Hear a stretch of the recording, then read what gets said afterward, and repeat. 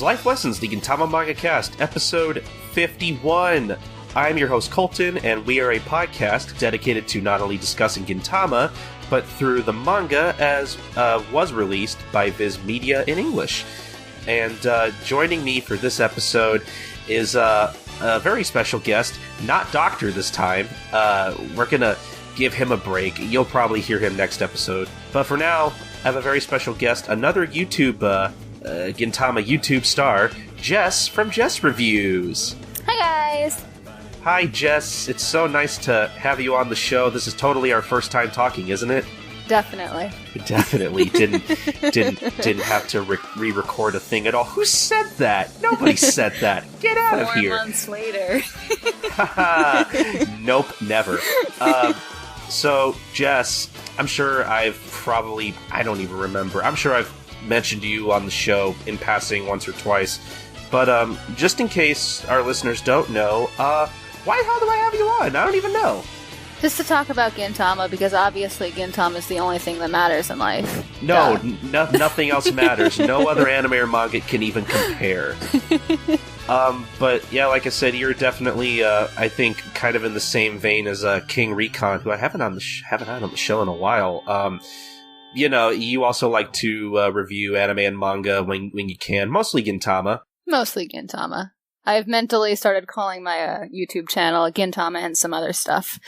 Maybe Hunter x Hunter when that's actually, running. Yeah, but hiatus. Yeah. Can't believe that guy came back for 10 chapters. Everybody was joking about that, and I didn't want to believe it, because I haven't been into Hunter x Hunter for that long, so I didn't believe anybody when they joked about that. But unfortunately, those jokes came true, and he came back for maybe like a volume's worth of material. Yeah, that was my first time getting the hiatus as well, so... that was really annoying, because I was actually getting into it. Yeah. It was finally getting underway. But yeah. No. But whatever. This podcast isn't about Hunter x Hunter or anything else, just Gintama. So I know you haven't been into Gintama for super long. I don't even think it's been a year yet, has it?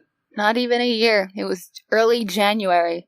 Like in the midst of all the Shogun assassination stuff, that was when I started watching. Oh, wow. And then I finished in about 3 months. Like the day that the last episode of the anime came out, so. Yeah, I kind of had the same experience. I think I got into Gintama around the time the 2011-2012 season was airing. Mm-hmm. And I caught up to it right around the time 252 aired, I think like the week of that episode.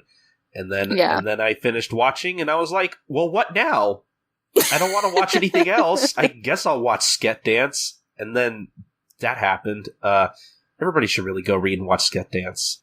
Actually, I would be kind of off topic. I would actually really like to see your thoughts on Sket Dance if you ever get to that. I definitely want to. It's pretty high on my to watch in the future list, so maybe within a year, hopefully. In my opinion, some of like the best payoff I've ever seen in manga, honestly. It's really? Yeah, I'm not even kidding. Like, I think I read the last volume of Sket Dance, and I think like by the time I had like 3 chapters left, I was already like crying and applauding, because I was really super impressed with like how emotionally cathartic that was. I even bought the last volume in Japanese because I wanted to own it somehow. That's how you know something really gets to me, is when I want to physically own it. Yeah. Looking at it on my shelf right now, it looks beautiful. But anyway, so I'm kind of curious, just to another, I guess, off-topic thing. How long have you been a fan of anime and manga, I guess, before Gintama? Because I get the feeling that you haven't been watching anime for too long. Not very long at all. I remember that in high school, so like maybe around 2013, I watched Hetalia just because I'm a history geek. So I liked all the idea of the stupid personified countries. And that was just on and off. But where it really started was the very end of senior year of high school. That was 2014. Like in June, like around graduation time, I watched Death Note. And that's kind of where it all took off. And then I kept just watching more and more stuff after that. So barely almost 2.5 years now. Okay, that's interesting. Yeah, Death Note's a good choice. I'm a pretty big fan of Death Note myself. I need to reread that at some point, actually. So, on this episode of Life Lessons, episode 51, we're going to be talking about chapter 75 of the manga, The More You're Alike, The More You Fight. We also have a Life Lessons segment right afterwards. We kind of gave it away. I'm sort of re-recording this intro for reasons. So, when you listen to the manga recap, I am going to be making an impromptu decision to not do the anime manga recap because this episode of the anime was really straightforward, and there was like one thing that really stood out to me in the anime episode that I didn't think was really worth giving an entire segment to. So there won't be an anime manga comparison segment for this episode. That'll probably return next time. So, yep, there you go. And I think the only thing I really want to talk about before we get on to the show proper. So, Jess, I talked about this with Doctor, I think, on the last episode. So it's not really anything new, but I am kind of interested on your thoughts on this in particular. So we kind of talked about last episode how from the casting decisions that they've made for the Gintama live action movie, it seems like the Kyotai and Nizo are going to be characters in the live action movie. So I think it's like 99.9% confirmed that this is probably going to be another Benizakura retelling. Yeah, most likely. Probably. What round is it? Benizakura round 4, I think. Yeah, 4 times we've seen Benizakura, probably. So do you have any thoughts on this in particular? Because, and I talked about this last episode, so I'll be brief. Personally, I don't know how I feel about getting another Benizakura retelling. I feel like I would have preferred the live action movie kind of be its own thing, but I guess, you got to have your action sequences in there somehow. Mm-hmm. Like, I kind of would have liked to see something different, not because I dislike Benizakura, but just because that we've gotten it quite a few times already.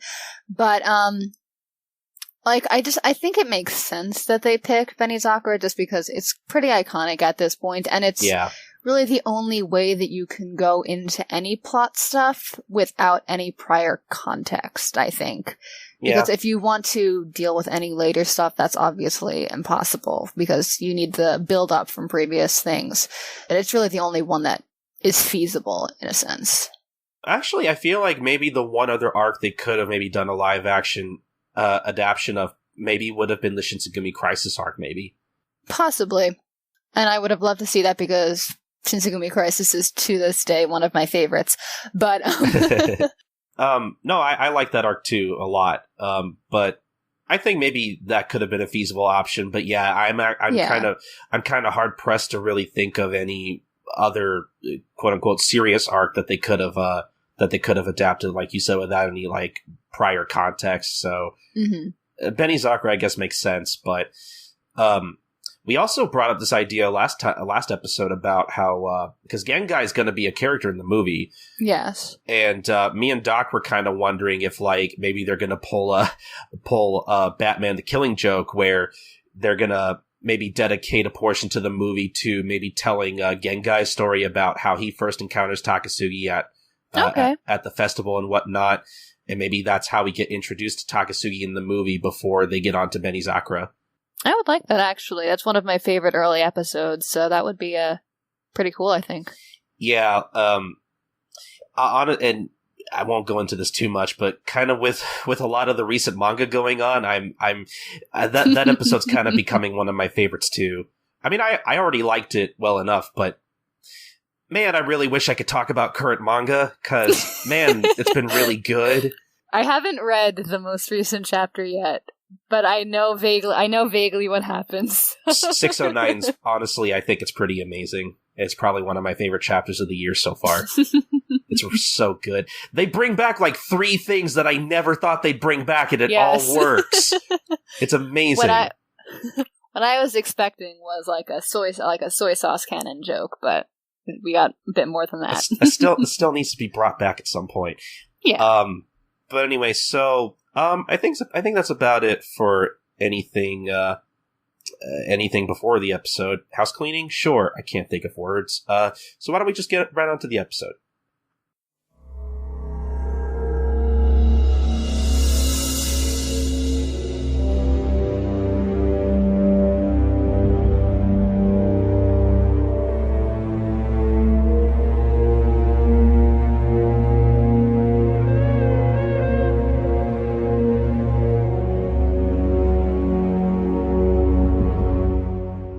This is the manga recap for Chapter 75. The more you're alike, the more you fight. And we basically start off on the first page here. And we basically see 3 random samurai guys basically cursing the Shinsengumi for arresting their brethren. And they're basically in their hideout talking about what Katsura and Takasugi are up to. Apparently they left Edo to basically escape the Shinsengumi, and commenting on how cowardly they are, and what do they do to help our country and all that stuff. So yeah, they're also anti-foreigner, rebel, patriot, samurai. I know there's like some mouthful of a term translated for the. I just call them rebels because that's shorter, or patriots, one of the two. I think it works. And they're basically just talking amongst themselves, going over their plan. And one of them's like, oh, with Katsura and Takasugi out of the way, basically, this could be a good opportunity for us. We could take over. We could take over the streets as, we, the 3 Parko brothers, because we're important. But one of them's like, hey, but do you really think we can take care of the Shinsengumi? And one of them's like, hell yeah. What are they? Oh, are they an elite police force? They're just a bunch of samurai. All they ever do is, follow orders and all that stuff. They're nothing. If we take out Hijikata here, the brains of the Shinsengumi, they'll just fall apart. And I appreciate that they have a photo of Hijikata with Okita in the background. Yes, that's a good one. Yeah, that's a great visual gag. But then we have our kind of rare, but I mean, it's not really rare, but it's not exactly very reoccurring title page. We don't usually get a lot of these.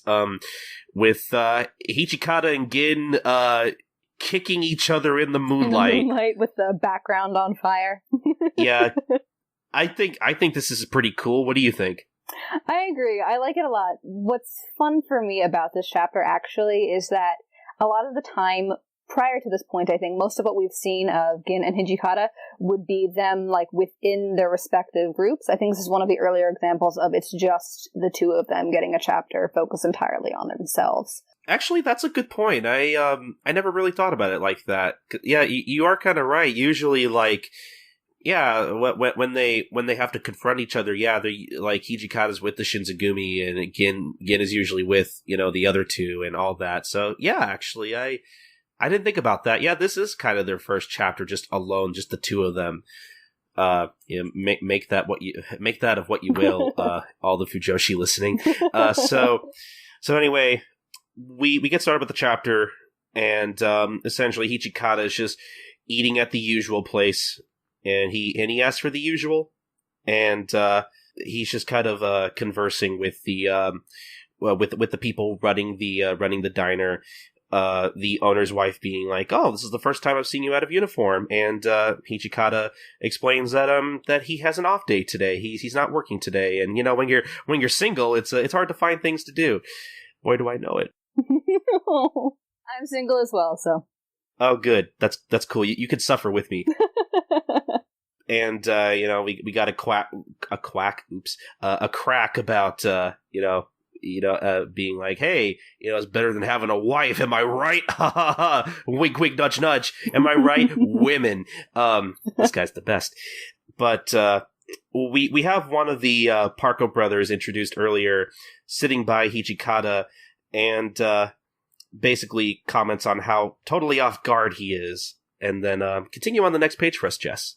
All right, here we go. There's not terribly much to discuss, but of course it's our the long-running gag that we will be seeing plenty more times in the future of Gin and Hijikata's respective, their special meals, I guess you could say, the Hijikata special and the Gintoki bowl, of course.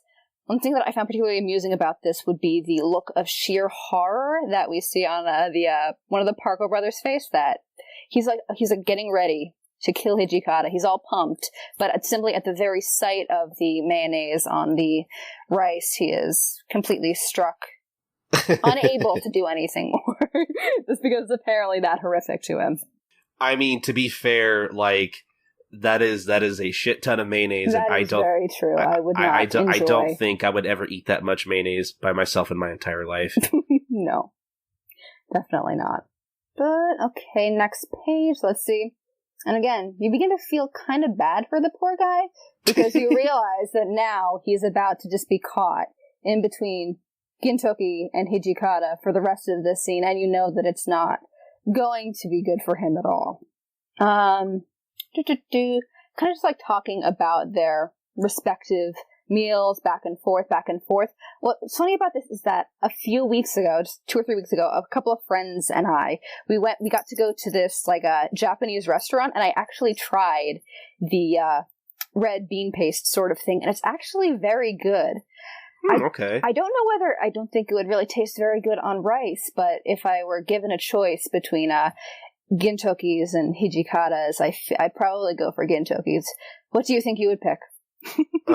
Well, I mean, I don't have anything against mayonnaise like most people, but like, I can't really dog on Hijikata too much because like, I put honey mustard on my rice.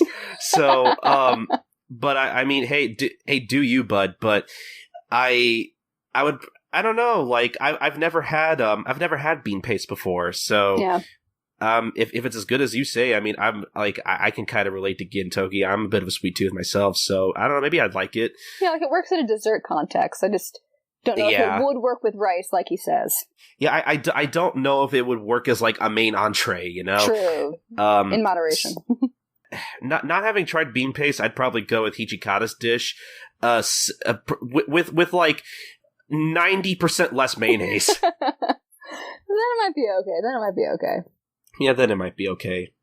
But yeah, essentially, like you said, Jess, they're kind of just arguing back and forth, and the joke here is that every time they keep trying to like coerce this Parko brother into trying out their dish, and like, of course he wants none of that. I like the joke where like they end their statements with, "Right, buddy? Yep. Right, buddy? Hey, my dish is great too, right, buddy?" But anyway, yeah, like you said, they're just kind of going back and forth, and they continue their conversation on the next page with Gin being like, "Oh, well, you know, you can't compare your dog food to my ultra special Gintoki bowl," you know, and Gin goes on about General Sandwich, who believed it was a waste of time to eat dinner and dessert separately. And the Parker brother is like, "None of this has anything to do with sandwiches. What are you talking about?" And then Hijikata's like, "Oh yeah, well, my dish was created by a General Barbarossa, who believed that it took too much time to eat dinner and mayonnaise separately." And which the Parker brother is like, "Who are these guys? And like, who eats mayonnaise by themselves? Like, that doesn't make any sense. That's disgusting." And basically, Gin's like, "There's only one way to settle this. We need a neutral party, essentially, right, buddy?" And basically, yeah, like they're just both like, "Hey, like we need an objective opinion," and they basically force their dishes onto the Parko brother off screen as the other two brothers, kind of watching in the background, are like horrified. And some time passes. The two Parko brothers come out with their third brother, passed out at this point, out of the diner, and they're both basically just like, "Man, we didn't plan on this. Who was our gray-haired guy? Who cares? It's your turn, Jiro. Don't blow it. I believe in you." And Hijikata's just kind of walking around, and he's like, "Man, I feel really sick. Why did I have to run into that asshole on my day off? Like, this is turning out to be a pretty shitty day." And he sees he kind of walks by the movie theater, which is apparently playing My Neighbor Petero. Absolutely. And Hijikata at first is like, "Man, I did want to catch a movie, but this looks like a kid's movie. This is probably going to be stupid. You know, probably on the level of Ice Age 51. Oh, gosh. Some trailer about this morning, and we're just like, why? You know, just on a tangent real quick, I think I've probably seen the same trailer for Ice Age 4 and The Secret Life of Pets like 10 times at this point. Yeah. and I'm kind of sick of seeing those movies. I don't know if they'll be any good or not. I mean, I think we can all agree that Ice Age 4 is probably going to be objectively is what it is, but which number is this one? I don't even know. I've kind of lost track. I lost track after 3. No, yeah, there's it's the 4th one. Oh, okay, 4th one. Gotcha. Well, either that or the 5th one, actually. Exactly, you lose track. It's got to be 4 or 5. Yeah. I don't care enough to look it up, but no. Yeah, I'm getting kind of sick and tired of seeing the same trailers for the same kids movies all the time. Yeah. Oh boy. But anyway, so Hijikata not really believing in this movie. We cut to a girl begging Pedro to lend him his strength. Her sister Oshizu, she's lost and she might be scared and she doesn't know what to do. And what's going on after that, Jess? What's going to happen after that? Cut to the next page and we get to see Pedro, of course, and we get a prime example of Gintama ruining children's movies one at a time. When we get, because of course it's My Neighbor Totoro, but and Pedro is just a very chubby cop in sunglasses and his underwear. Yes. Who's about to get his phone cut off, apparently. Or no, he did get his phone service cut off. Poor guy. Yeah, it's pretty good. And Hijikata, he's crying. He's very emotionally invested in all of this. Yeah, this is very similar to the Umibozu arc when he was crying at the end of Aliens vs. Yakuza. Yes. There's something different on the this is a kids movie that speaks to adults too in the anime. The way that they translated it speaks to adults, but it's not just a kids movie. It's a movie that adults should see as well. A translation that I found a little bit funnier in the anime actually. Yeah, that's fair. Then, of course, we pan to Gintoki again right after another Parker brother is about to try and take Hijikata out. Gintoki ruins the moment again, complaining about how he can't understand what's going on in the movie anymore because Hijikata was crying.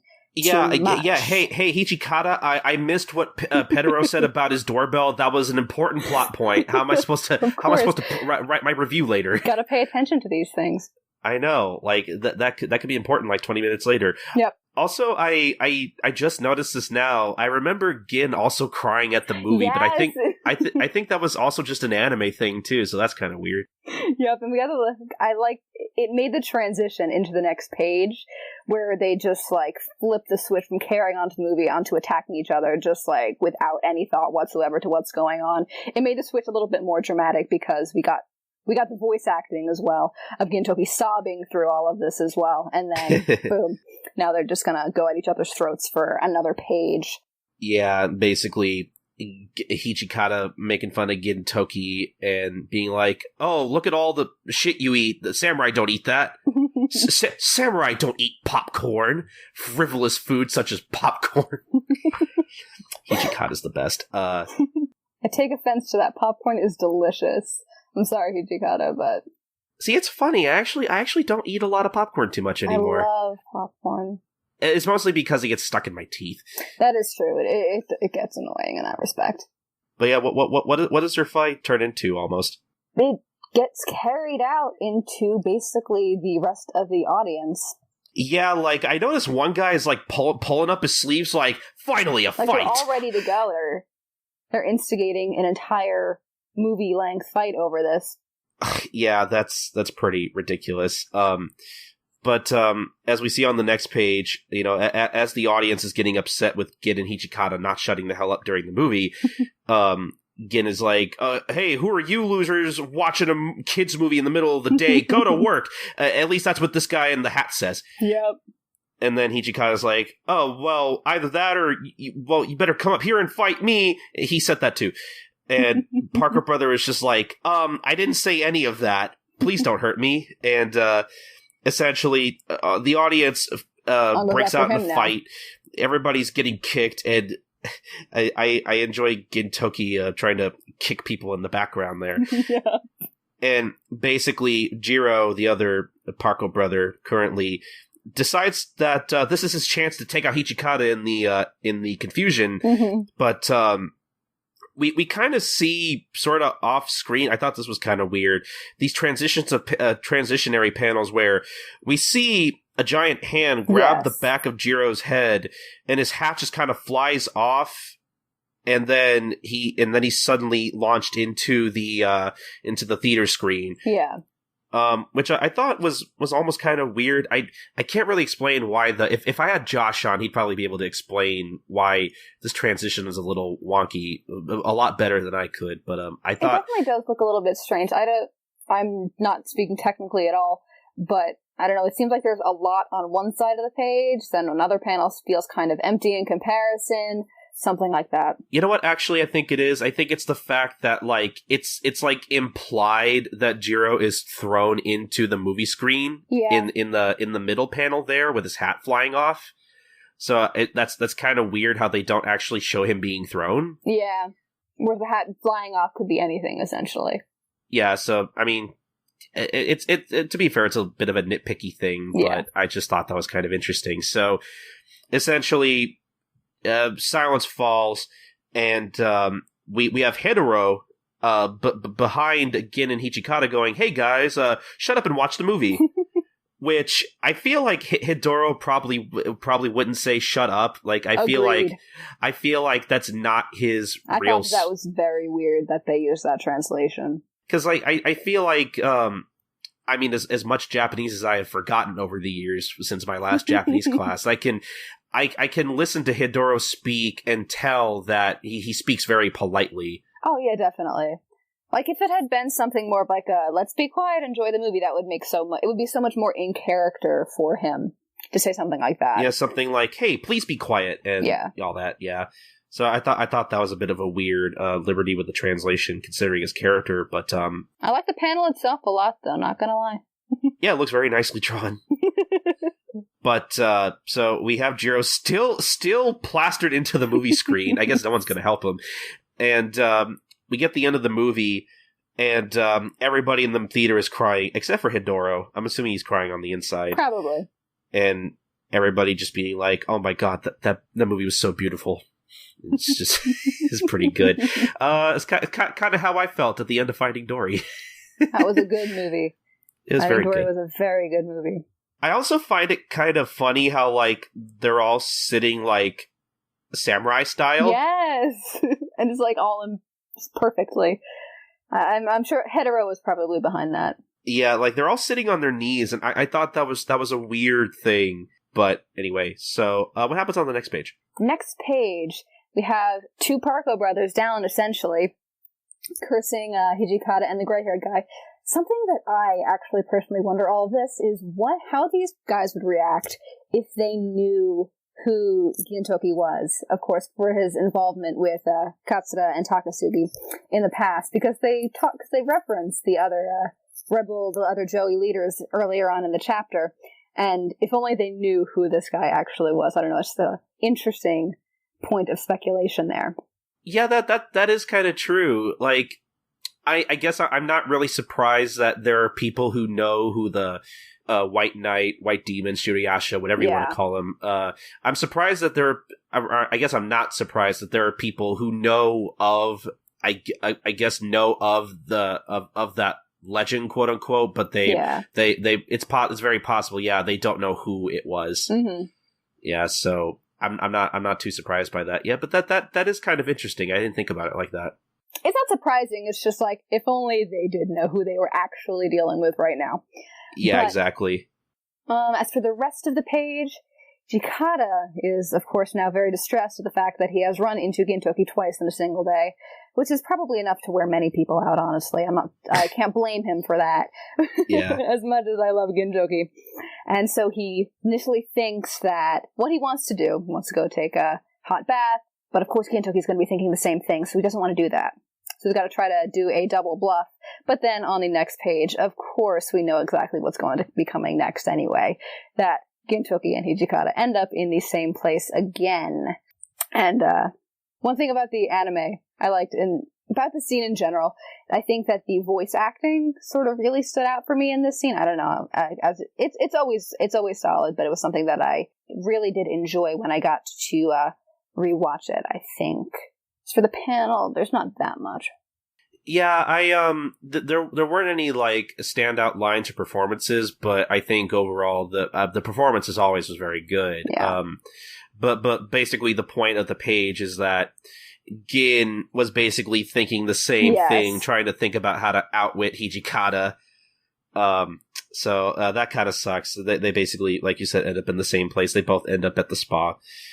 And they're basically trying to convince each other to leave them alone.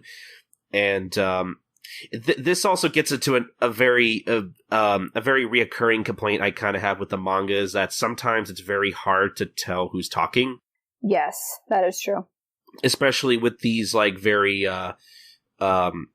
Tsukomi Bokeh kind of like arguments where it's like, hey, you're stupid. Oh, well, actually, no, what you said is stupid and all that. Like the very back and forth kind of arguments and especially kind of stuff. When they have the speech bubbles that they're not just like the circles with the little arrows on them. They're kind of just like exploding in all directions. Those are very difficult to tell sometimes. Yeah, so I'm assuming Hijikata is like, hey man, we're just gonna start. Oh no, wait, no, actually that is Gin. Okay, because the speech bubble again, the speech bubble underneath is pointing to Hijikata. Okay, so it's Gin here talking at first, saying, "Hey, you know what, buddy? We're just gonna start arguing again. So I propose a very mature idea that maybe we should try not to spend too much time together." And Hijikata's like, "I agree. So get the fuck out of here." Basically, it's arguing back and forth like they are 12-year-olds. It's quite funny. Yeah, essentially. But, they just keep arguing back and forth about who should leave and whatnot. And I love how, like, there are people, like, leaving the spa being like, man, this is kind of a man, like, you just ruined my day. Thanks, guys. Like, they all look really sad. It's really funny. It's a common trend whenever, like, the main cast goes anywhere. It's just, like, a lot of people just, like, clear out of the area because they just don't want to have to deal with these people at all. I don't blame them. No, not at all. I've been in saunas before where, like, I'm trying to relax with my friend, and then, like, I mean, like, it's not as annoying as this, but, like, I've had, I just want to enjoy a quiet time in the sauna after working out, but they got this one guy who just wanted to talk up a storm, and I'm just like, yeah, being like, hey, get the hint, please stop talking. Man, I'm very antisocial when I get into the sauna, because I'm just like, man. I mean, again, it's not as annoying as this, where it's just like complete arguing back and forth. It just ruins the mood. That is difficult to top, though. Yeah, but essentially, we have the last Parker brother, just commenting on their foolishness and how identical they are to each other, and to go on arguing to their graves as he walks outside the sauna and basically chains the door. Yep. And I don't know if his towel's too short or if he's just like really well endowed, but good on you, bud. It's almost down to his knees, which is very strange.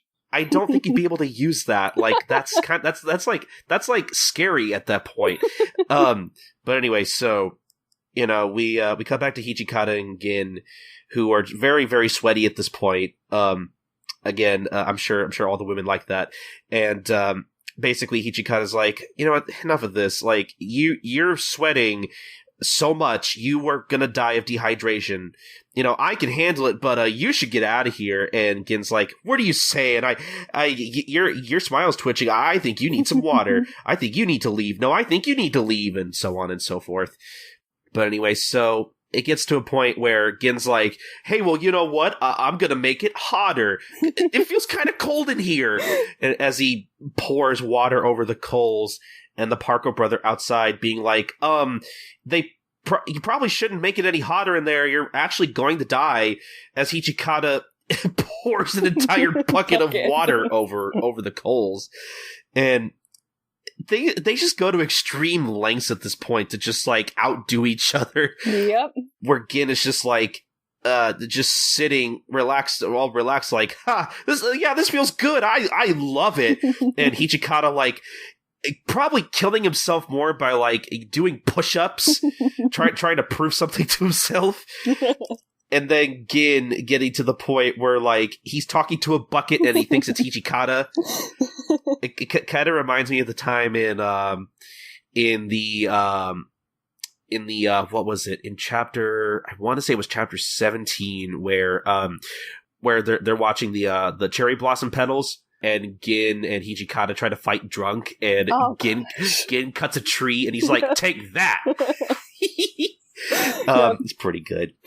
And then, the Parker brother is like, who is that guy talking to? And Hijikata is trying to smoke a ladle, and that's not how that works. So they're both basically losing it. And then essentially what happens on the next page? Next page, things are coming to a head, I guess you could say. That they're getting further and further into their hallucinations, and the stakes are getting a little bit higher, I guess you could say. If we're going to try and take this situation somewhat seriously instead of just laughing at these idiots. But Gintoki tries to bribe Hijikata into giving up by giving him just 3,000 yen, which, to my understanding, is what, like $30? Actually, that's kind of weird. I didn't notice that. There is an extra zero there, because I think the joke is, I'll give you 300 yen. Yeah, I've seen 300 as well. I'm not sure which is actually. I'm pretty sure it's 300 yen, okay. because that 300 is actually even funnier, because that's like nothing. Yeah, that's like, what, 3 cents or something? Probably less than that. Yeah, it's not much. No, but yeah, I'm pretty sure it's 300 yen, because that's like a recurring joke throughout the anime, especially. Yeah. So, yeah, I think that might be a typo. Yeah. I didn't notice that. Think I'll sell my pride for lunch money. I was gonna say, like, I don't think Gintoki has 3,000 yen. Probably not. Maybe sometimes if he wants to play pachinko. But then he'll waste it on the pachinko immediately, so it won't last long. It's funny, because Sorachi has confirmed in one of his question corners that Gintoki sometimes has money. But then he just goes and squanders it all very quickly. Essentially, yeah. Then we go back to the Parko brother outside. They're incredibly stupid, and yet somehow I can't hate them. And watching this, what he thinks of is comparing it to their rebellion against the government. They're risking their lives for whatever this is. Maybe we aren't so different. And I'm just like, what are you saying? Yes, just like our mission to get rid of all the Amanto. Whatever this is, it's just like that. I can feel it. Of course. Oh boy. Then, at the end of this page and into the next one, we got Gintoki sort of praising Hijikata for how far he's been willing to go, and he basically gives in, or so we think, at least for the moment, telling him to say goodbye to Kagura and Shinpachi for him, and it's just like, oh no, he's gonna die, but of course, that's obviously not true. And Hijikata... how do you know, Jess? it's just a gut feeling, you know? I don't know. I'll bet you 300 yen that you're wrong. All right. I'll accept the 300 yen in the mail. Go for it. All right, cool. But then Chigata turns around. He's going to try and help Gintoki out. And it's just like, oh, they're finally starting to understand each other. And of course, back to the Parker brother men, this courageous, I can't kill them because they're doing this stupid nonsense. They're just so manly. I can't kill them. So on the next page, he decides to unchain the door and barge into the room, still with his Johnson hanging out.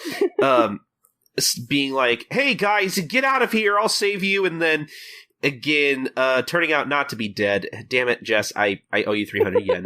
Thanks. Tries to kick Hijikata from behind, but Hijikata basically basically saw that move coming from a mile away, and grabs Gintoki by the neck, and like shoves him outside of the sauna room and into the Parko brother, and they slide out, and basically... as Gin is like lying there, grabbing his head because it hurts, Hijikata's like, I guess it was a draw. And Gin's like, you totally got out of there first.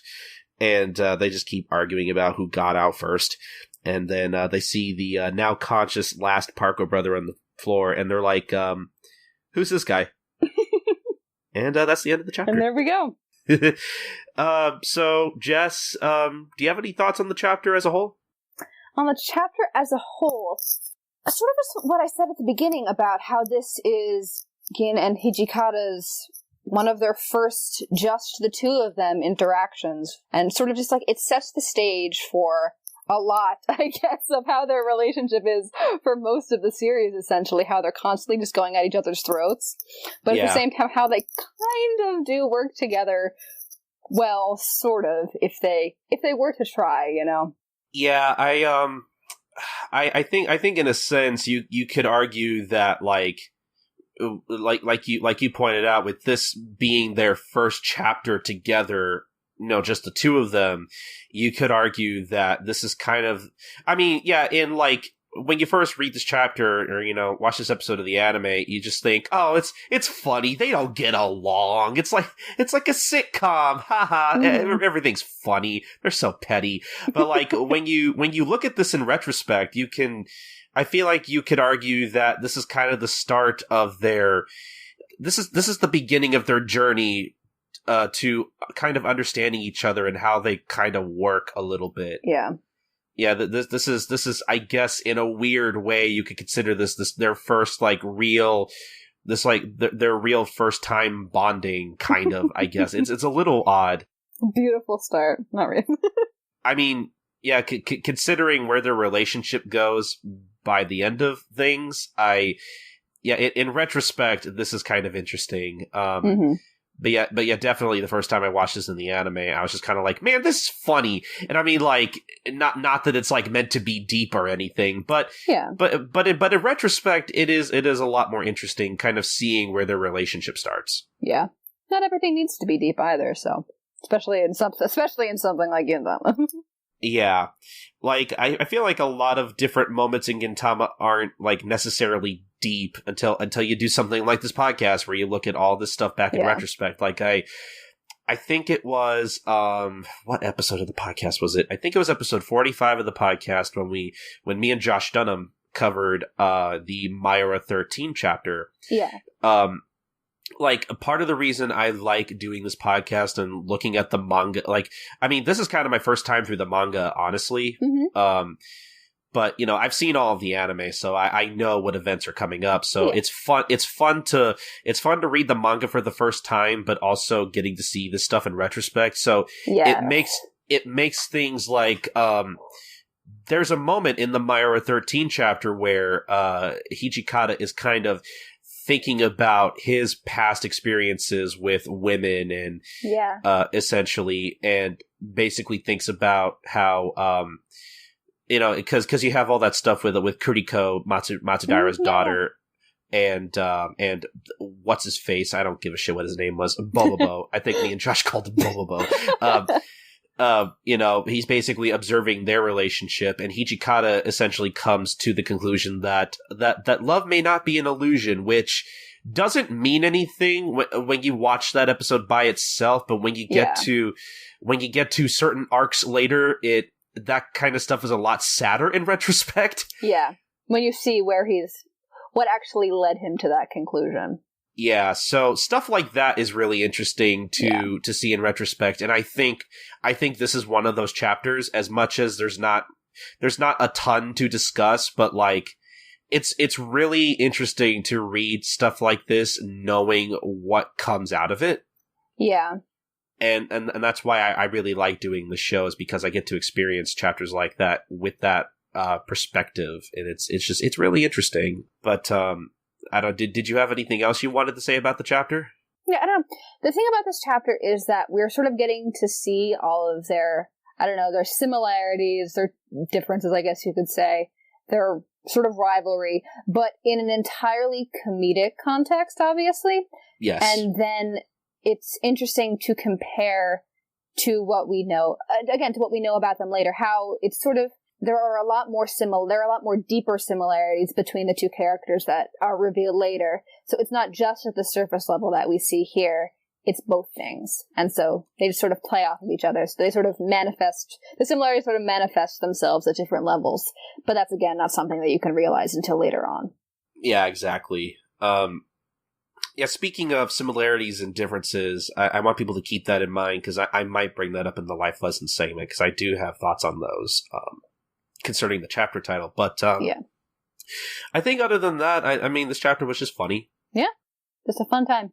I mean, if you're reading this or watching this for the first time, that's really about it. But yeah, it was fine. It was very standard Gintama comedy, I think. Yeah. It didn't really like this one doesn't like stand out as like my all time favorite funniest chapter or anything. No, but like it was definitely fun. not. There's nothing wrong with it. Agreed. Yeah. Okay. And I think unless you have any, well.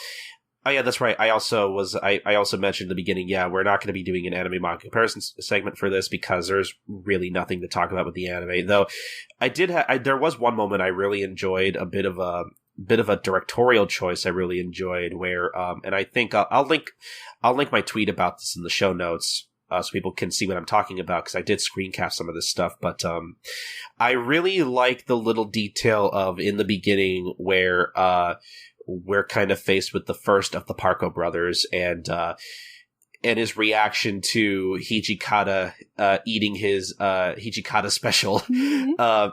I felt like that was a bit funnier in the anime because we get this great shot of Hijikata in the Parko brothers' eye, in the reflection of his pupil, and then he's basically. It's just a giant shot of his eye as he's just watching in horror as Hijikata eats all that mayonnaise. And what I liked about that scene was that I was kind of looking at it again. I'm kind of surprised how expressive his his eyes are because it's literally just a shot of his eye, but that's all we need to figure out like what kind of emotions he's expressing. Like his eyes like change shape and form through while going through like different levels of like disgust, and it's really interesting to see, and I really like that choice in terms of the direction. Yeah. But honestly, other than that, it's almost a carbon copy of the chapter, and Yeah. I don't think we have much to say other than that. No, not really. Okay. So anyway, I think that about does it for the manga. So if you guys want to support the manga, the best way you could do it is buying this volume if you're if you're interested in reading this chapter or any of the other manga chapters we covered from this volume in particular so far, or just buy the manga in general. You can buy it on from a bunch of different retailers. Viz again has made our job so much easier nowadays to where we could just I don't know if you know this, Jess, but Viz does this really cool thing now where you can look up a particular graphic novel that they're selling, and on that listing, they'll give you links to a bunch of different retailers such as Amazon, Right Stuff, Books A Million, Barnes & Noble, etc. That's very cool. I didn't know that, no. So you don't have to just buy it from Viz in particular. They give you other links to other retailers. So instead of me putting down a bunch of different links to a bunch of different sites, Viz has already done that for me. So if you have a preferred retailer, or if you want to try to find the best deal, essentially where you can find this particular volume or any of the Gintama manga, basically find where it's the cheapest. Definitely want to click the link in the description, in the show notes on the website, and it'll take you to the Viz page, and you can start searching from there. So yeah, that'll be in the show notes. Like I said, Amazon, Right Stuff, Barnes & Noble, Books A Million, just to name a few retailers. I prefer to use Amazon, just because I find a lot of used manga on there, and that's where I like to buy a lot of my manga. Same. I'm an Amazon person myself. But Right Stuff's also great as well if you're looking for a more anime and manga specific retailer. But again, they're all good. These are just my preferences. If you have one that you like to use, that's also great. But anyway, so I guess since we're not doing the anime manga comparison segment, I should also say where you can find the anime too. So, if you want to watch it was episode 48. I forgot to mention first half of the episode actually.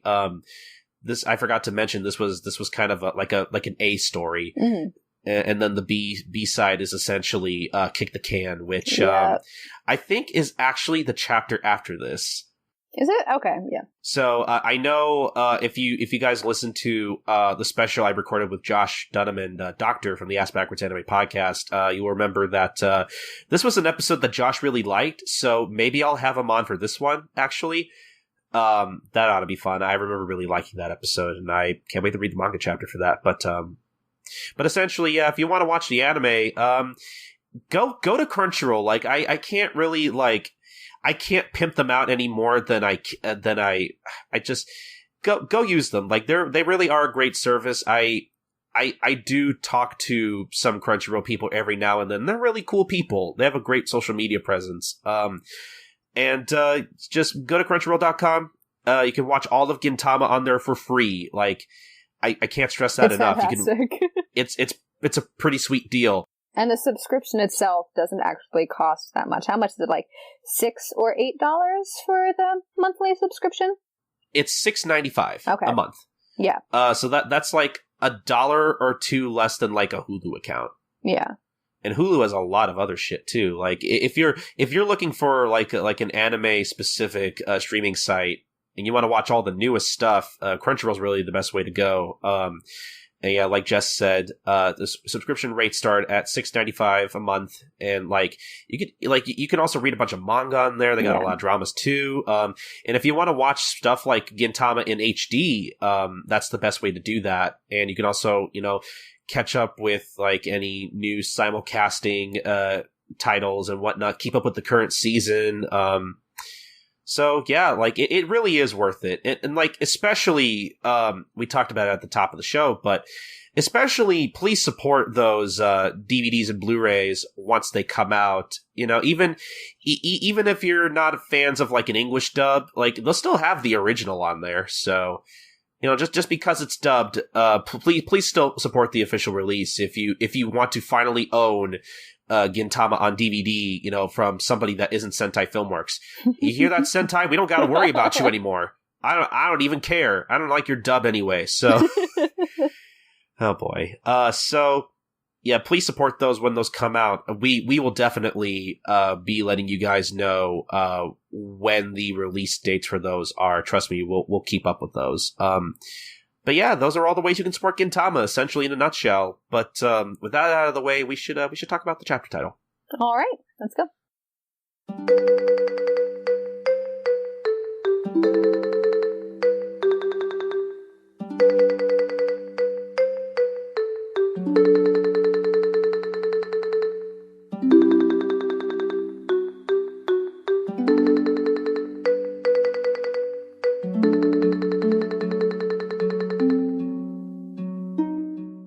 This is the life lessons segment for lesson 75. The more you're alike, the more you fight. And I'm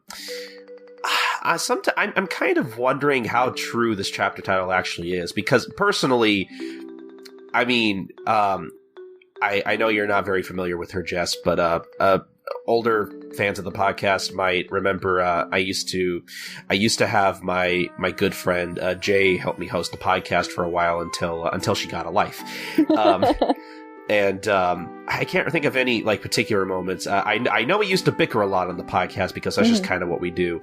And yeah, me and her, for older fans of the podcast, we did kind of bicker a lot, but like, I don't know. I don't know if I really know anyone that I fight with so much that we're similar. Do you have any kind of relationship like that at all, Jess? No, I really don't. So what you're saying is that you don't know how true this holds in like real life as opposed to a story like this? Exactly, yeah. Like, I don't know if I've ever had a relationship like that where like, I mean, I've had friends that like I used to fight with a lot, but like those friends I'm kind of not friends with anymore because those turn out to be pretty toxic relationships, unfortunately. Yeah. But I don't know how true this is because I don't know if I really have any experience with this kind of stuff. Like, I feel like, I guess maybe it's kind of, I mean, it definitely makes sense. Well, actually, here, this is what I wanted to get to with this segment, because I actually was kind of thinking, as I was kind of thinking about the chapter title, the more I thought about it, and the more I thought about how applicable this is to real life, like, I started thinking, like, are Gin and Hijikata really that similar? I mean, I know they have, like, similarities here and there, but I feel like, as far as the beginning of the series, even as far back as, like, their first duel on top of the roof after Gin fights Kondo, I think it's pretty explicitly clear that, like, Gin and Hijikata are both very different, especially when it comes to their ideologies of what makes a samurai. Yes, I agree. Because Hijikata is pretty much a strickler of the rules, and, like, he very much believes in the code of the Shinsengumi that gets introduced later, and that in order to become, you know, the samurai, that you have to abide by those rules, and that, you know, if you don't follow those, it's seppuku for you. And then we got Gintoki, who's basically the foil to Hijikata, where Gintoki is just like, I just do whatever I want, and I just live life the way I want to. I agree. But I think a lot of the point of calling them alike would be that foils have to have a lot of points of similarity, I think, for them to work, for those differences to really be able to play off of each other effectively, I think. Mm-hmm. Would you agree with that? I think I'd agree. Like, I guess it'd be...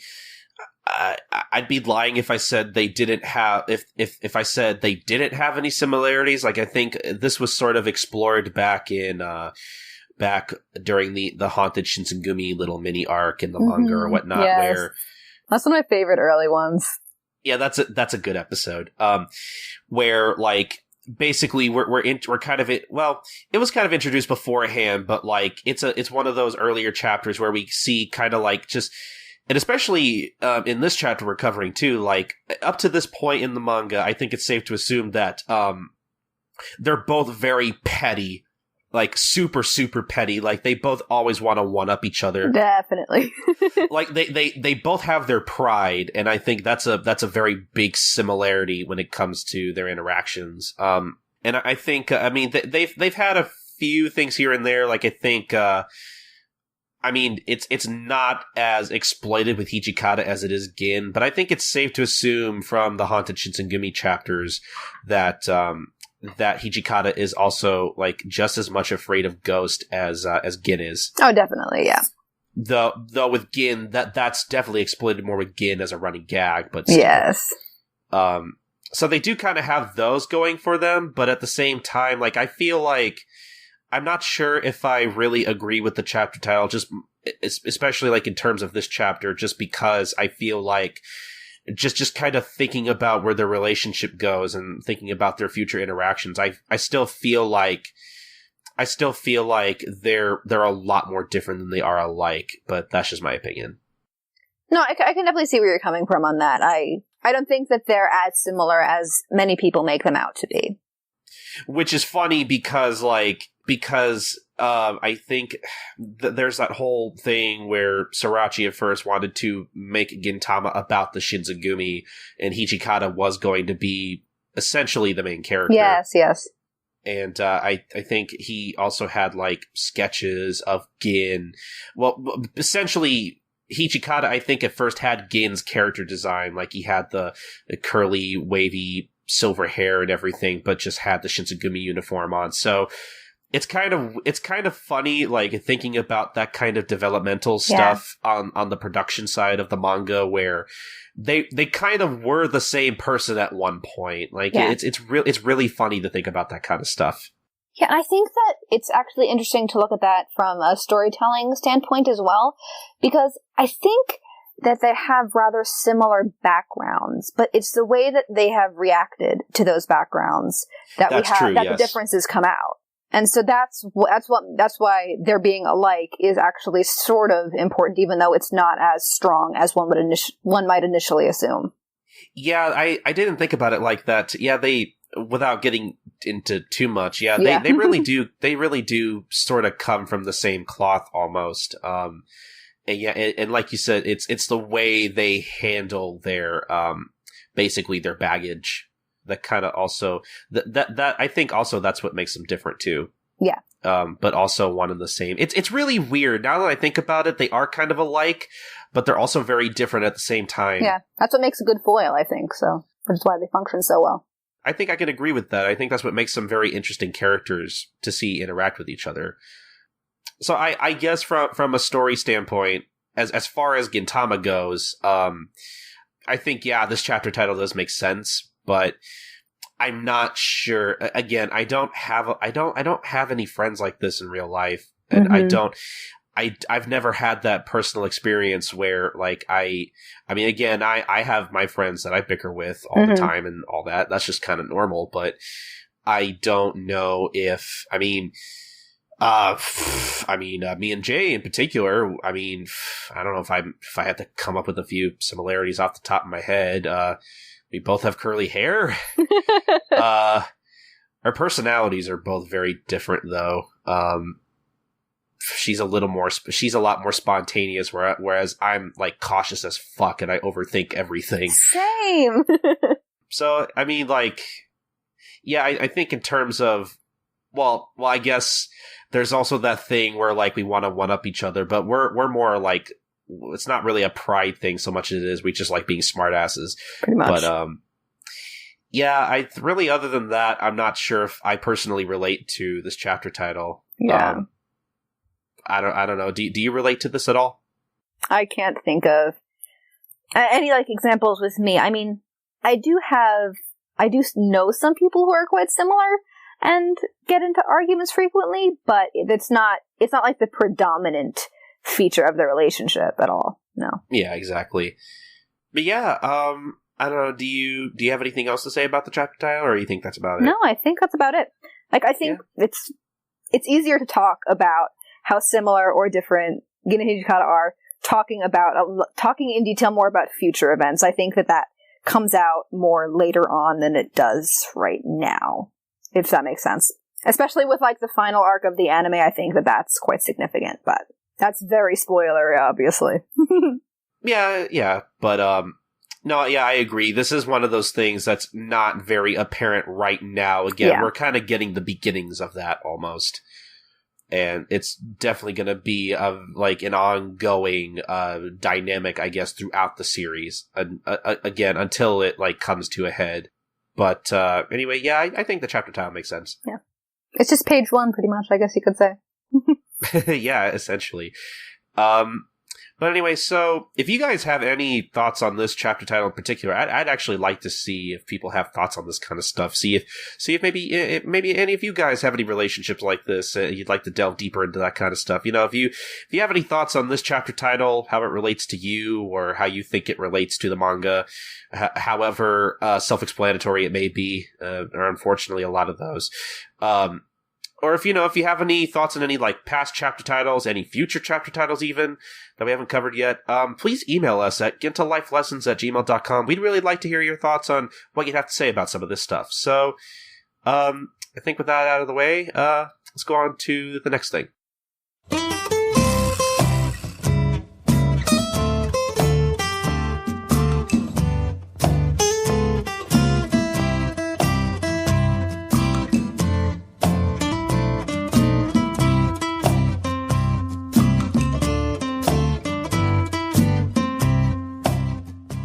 And that was the episode. I hope everybody enjoyed it. We covered chapter 75 of the manga.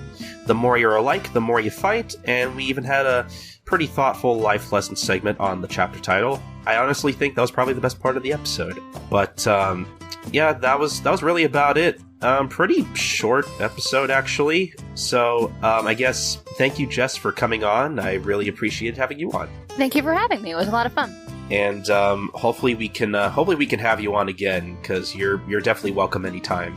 Absolutely. I always enjoy your insights on Gintama as a whole, especially when you point out all the parallels that for some reason I miss, and I always hate myself afterwards because I'm like, man, I don't know why I didn't see that. I feel really dumb. Finding all the parallels is a part-time job for me at this point, I guess you could say. It's my hobby. Yeah. Well, they're always really interesting when you do find them. They kind of help me appreciate the series a lot more than usual. Mm-hmm. But anyway, so I guess what else is there left to do? But let's go ahead and plug some of your stuff. So where can the good people find you? Alright, well, pretty much I have a YouTube channel, and it's called Jess Reviews. I know it's such an original name, but basically, I whatever anime series or manga series that I happen to be watching or reading at the moment, I do mostly reviews as I go through these series from the beginning. At the moment, I am reading or watching, depending on the series, Legend of the Galactic Heroes, JoJo's Bizarre Adventure, One Piece, and Tokyo Ghoul. Those are the 4 main projects at the moment. Occasionally I'll do some stuff that is airing seasonally, like ReZero recently, or Mob Psycho, which I plan on doing eventually, because Mob Psycho was great. But, that sort of thing. There you go. And you do have a Twitter as well. I do have a Twitter. That would be Jess_Reviews. So, Twitter's fun. So yeah, there you go. Everybody please go follow Jess, because I actively enjoy a lot of her stuff, especially her Gintama stuff. So, and I always like discussing things with Jess on Twitter as well. So please follow her. I would like to highlight, if you're a little more caught up on the manga and you're tired of listening to me talk about old stuff that doesn't matter at all, go listen to or watch Jess's recent review of the Rakio arc. It's a bit long, but I mean, if you listen to this if you listen to this podcast, you're used to long things, so it shouldn't matter. Go listen to the Rakio arc. I know back when that arc was running in the manga, part of the reason I used to do my chapter reviews earlier on in the year was mostly because I had seen a lot of negative feedback on the arc. Most of it, I felt, honestly, in my personal opinion, was a little unwarranted at some points. A very, very divisive arc amongst the fan base. And I really think that Jess does a very good job of kind of discussing the arc as a whole and kind of bringing a lot of ideas that might kind of seem pretty, separate and singular at the time. Does a really good job of kind of bringing them together and discusses why... what they have to do with each other, how everything is connected, and why they're so important to not just the arc, but kind of the bigger picture and the bigger story overall. And hell, even her reviews even kind of helped me kind of understand the arc a little bit, because I like the arc just fine, but even at some points I was kind of like, I don't know what this has to do with this. Even I kind of had my moments of confusion during the arc, but everybody go listen or watch that. And I guess the only other thing I kind of want to talk about, because I was sort of involved, I probably mentioned this in passing on the show a little while ago, but it's kind of old at this point, but I don't care if you're interested. Jess invited me and Doctor from the Ask Backwards Anime podcast and Just a Gintama podcast, amongst other people like Recon and Donna on Twitter, Umi, however she wants to be named, I don't remember. We all kind of got together to at first discuss kind of the beginnings of the final arc, but we also kind of ended up doing a lot of discussion on the Rakio arc as a whole and how we kind of felt about that going through it week to week. That was really fun. It went on for a really long time, but it was maybe 3 a.m, something like that. Maybe something like that. Some of us have jobs, apparently. And it was really fun. I actually wouldn't mind doing something like that again whenever we can get the chance to do that. Definitely gonna have to maybe have an end of the series discussion or something. Completely. I would totally be up for that. It will happen. I will. I'll definitely leave links to those 2 things in particular in the show notes, as well as leaving a link to Jess's YouTube channel, because I really do think everybody should go follow her. Jess is pretty awesome, in my opinion. Thank you. But enough of Jess's stuff. This is all. It's time for my stuff. So pull out Kane. You can. If you want to listen to any of the other shows I record and produce, just to kind of name them really quickly, there's Heavenly Kings. That's the Heavenly Kings podcast. I talk about Toriko on that show with Beaky and Foxy. You can find that at heavenlykings.wordpress.com. If for some reason you missed Doctor and you don't think I have him on the show enough already, and you like Case Closed, Detective Conan, whatever the hell that thing's called, you can go listen to One Podcast Prevails at onepodcastprevails.wordpress.com. Last but not least, there's also Manga Mavericks. I talk to my good friend Sid over on allcomic.com about manga in general, whatever's happening in the industry, whatever we happen to be reading at the time. And you can find that over at all-comic.com. We record and produce that show once every 2 weeks. So it's a bi-weekly podcast if you're interested in listening to that.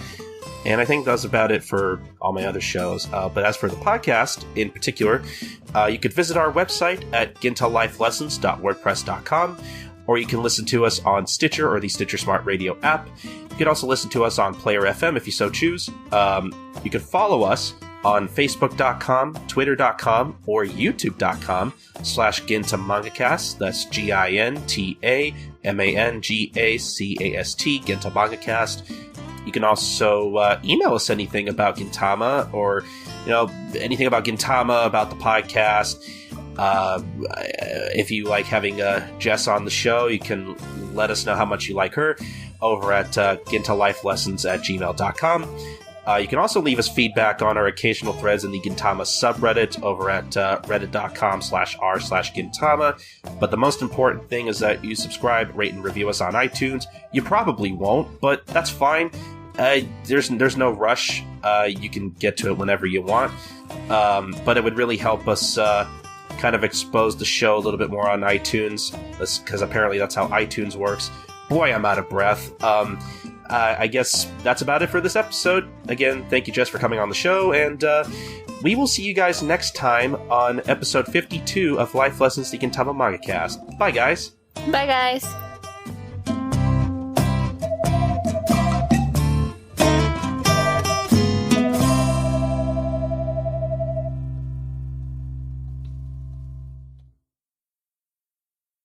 Oh my god, I did a lot of talking. Okay.